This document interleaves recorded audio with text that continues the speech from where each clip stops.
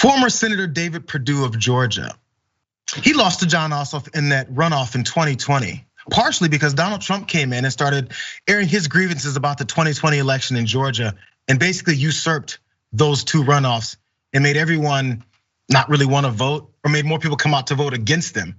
Basically tanked David Perdue. Well, David Perdue now is ready to run again. Now for governor, he's challenging Brian Kemp, a fellow Republican, and he's brought on a fresh new face. He's tired of Donald Trump dragging him down. A new face to change things and make it about him. Let's watch his first ad.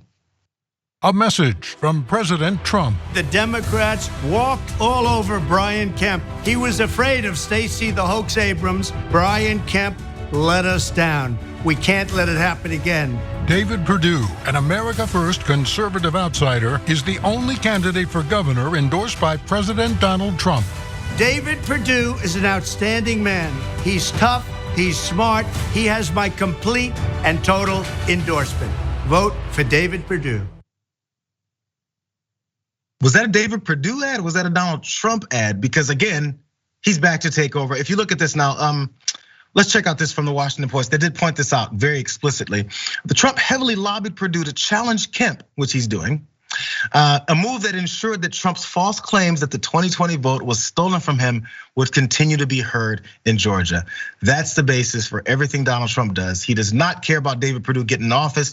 He doesn't care about David Perdue implementing any conservative policies that's gonna help people in the country that they assume would help folks in the country.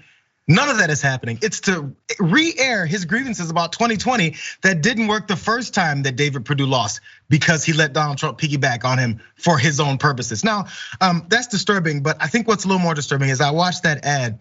There's this weird zoom in that they keep doing. And this isn't just a Trump thing or a Republican thing. Political ads like to do this. Let's watch again how much they zoomed in on his face. Democrats walked all over Brian Kemp. He was afraid of Stacey the Hoax Abrams. Brian Kemp let us down. David Perdue is an outstanding man. He's tough, he's smart, he has my complete and total endorsement. Jesus. Well, there's that. I don't understand the point of that. It doesn't make it more dynamic, doesn't make me want to listen to it more. It makes me want to run away. Now, lastly, before I open this up to you, Dan, if you want to know how much the David Perdue's campaign is spending on this ad for Donald Trump, essentially, the Atlanta Journal-Constitution has the answer. And they reported that the Perdue campaign is spending at least $150,000 on the ad. Not sure how much that's gonna help him, but they're definitely breaking the bank for Donald Trump yet again, Dan. First of all, that little extra zoom in of Donald Trump's mouth, I needed a JR rating before that. That was definitely not safe for work or anything. I did not need to see that this morning. But the idea that you have David Perdue running as a Republican outsider using the most recent Republican presidential candidate, most recent Republican presidential president, just period, as the person who is in most of your ad, there has to be a certain point where you can no longer use outsider rhetoric when you are inside. You are the side. You are everything that is the Republican Party right now. And whether the Republican Party wants to admit it or not, because they love this victim rhetoric, the Democrats are chasing after the Republican Party, not so much in their ideology, although sometimes you can't tell the difference, but they're chasing, the Republicans are the ones setting the agenda right now. And so I don't know, I think hopefully David Perdue's making the play, not hopefully, but like David Perdue's making the play that working with Donald Trump and aligning with him is going to do well for him politically. It's interesting to see whether or not the base is turning on Trump because of COVID related things, but also Trump's base really doesn't care. They just like the guy to trigger the libs because that's all they've been trained to do. So it'll be interesting to see, but I would be willing to guess most of that $150,000 went directly to Donald Trump. We know how shysty this guy is. And most like $125,000 that's directly to him, and the rest is like ad budget. Well, it probably will. Now, if in case people are thinking that there's other things David Perdue stands for, he's definitely been stumping. He's been out on the trail talking about things he wants to do.